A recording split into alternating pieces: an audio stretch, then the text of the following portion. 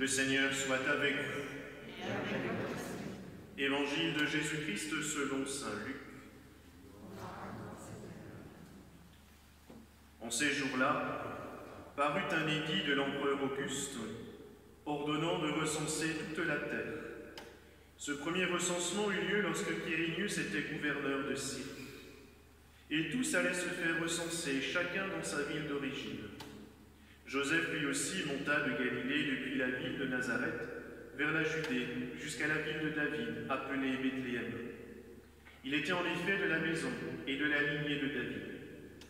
Il venait se faire recenser avec Marie, qui lui avait été accordée en mariage et qui était enceinte. Or, pendant qu'ils étaient là, le temps où elle devait enfanter fut accompli. Et elle mit au monde son fils, premier-né. Elle l'emmaillota et le coucha dans une mangeoire, car il n'y avait pas de place pour eux dans la salle commune. Dans la même région, il y avait des bergers qui vivaient dehors et passaient la nuit dans les champs pour garder leurs troupeaux. L'ange du Seigneur se présenta devant eux, et la gloire du Seigneur les enveloppa de sa lumière. Ils furent saisis d'une grande crainte. Alors l'ange leur dit : Ne craignez pas, car voici que je vous annonce une bonne nouvelle, qui sera une grande joie pour tout le peuple. Aujourd'hui, dans la ville de David, vous est né un sauveur qui est le Christ, le Seigneur. Et voici le signe qui vous est donné. Vous trouverez un nouveau-né, emmailloté et couché dans une mangeoire. Et soudain, il y eut avec l'ange une troupe céleste innombrable qui louait Dieu en disant : Gloire à Dieu au plus haut des cieux et paix sur la terre aux hommes qui l'aiment. Quelle nuit étrange!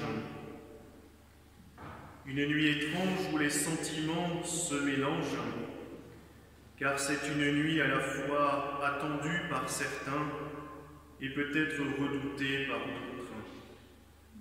Quelle nuit étrange, d'où monte pourtant une louange à la voix des anges. Quelle nuit étrange, où deux petits bras sortent des langes. Quelle nuit étrange, qui voit un merveilleux échange entre le ciel et la terre, une nuit qui voudrait que le monde change.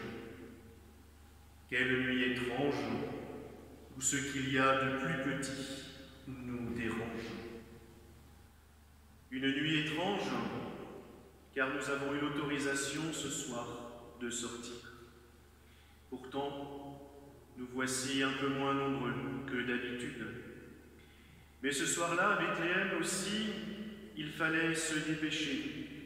Il n'y avait pas de couvre-feu, mais il fallait vite trouver un lieu accueillant pour que Marie puisse accoucher. Et puis ce soir-là, il n'y avait pas foule non plus dans cette étable. D'ailleurs, ce ne sont que des infectés qui sont présents, ces bergers qui vivent à l'extérieur, qui dorment dans les champs, près de leurs troupeaux. Mais n'est-ce pas ce que fera Jésus tout au long de sa vie ? Accueillir tous ceux qui sont contaminés par le péché humain. Exclus, rejetés, persécutés dès sa naissance, Jésus passera sa vie à frayer avec les miséreux et les pécheurs, à toucher les lépreux, à guérir les possédés.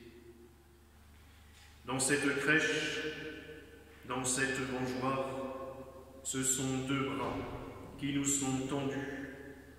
Ce sont des mains qui nous sont ouvertes. Déjà cet enfant cherche le contact. En lui, Dieu se fait proche, Dieu se fait relation. Mais Dieu n'est que cela, relation et communion. Pas question pour lui de rester à distance. Dieu n'a pas peur. Il n'a pas peur de plonger au cœur de notre humanité, de s'y mêler pour le contaminer de son amour, pour y vivre en humanitude. En cette période d'épidémie, de maladie, voilà un terme qui décrit une approche des soins, une approche développée il y a une vingtaine d'années, mais dont Dieu est d'une certaine manière le précurseur et le spécialiste. Cette humanitude est fondée sur 4 principes: la parole, le regard, le toucher et la verticalité. Cette nuit, nous célébrons la parole, le Verbe qui se fait chair. Cette parole qui est aussi le moyen pour nous d'entrer en relation. Ce regard, c'est celui de Jésus qu'il posait sur ceux qu'il croisait, un regard d'amour. Il y a ce toucher, ces sens. En s'incarnant, en se faisant chair, Dieu consacre ainsi notre corps et tous ses sens, si importants aussi dans nos liturgies.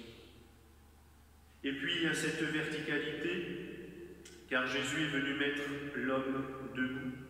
Dieu veut l'homme vivant, et Jésus est venu rétablir l'homme dans sa relation avec Dieu. En une nuit étrange, une forme de vie, petite et minuscule, apparaît dans une cité que le monde ne connaît pas, que le monde ignorait jusque-là. Cette petite forme de vie va pourtant bousculer l'ordre du monde, remettre à plat les certitudes, faire foisonner toutes sortes de théories. Elle va même atteindre tous les continents par des vagues successives, et aujourd'hui encore, on n'en comprend pas tout et on ne la maîtrise pas totalement. Pourtant, son rôle est toujours le même, c'est de nous modifier, de nous transformer depuis l'intérieur. Alors oui, en cette nuit étrange, prenons des risques, affrontons le danger, laissons-nous déranger, laissons-nous contaminer. Jetons aussi les masques pour laisser apparaître notre vrai visage, le visage d'un homme, d'une femme qui un jour a fait une rencontre décisive, une rencontre qui a donné un nouveau souffle à sa vie, un nouveau sens à son existence, une rencontre qui l'a rendu contagieux, qui lui a donné la fièvre, une flamme, une passion qui fait alors exploser tous les taux de reproduction. Oui, en cette nuit étrange, que rien ne nous dérange. Joignons nos voix à celles des anges pour ce concert de louange.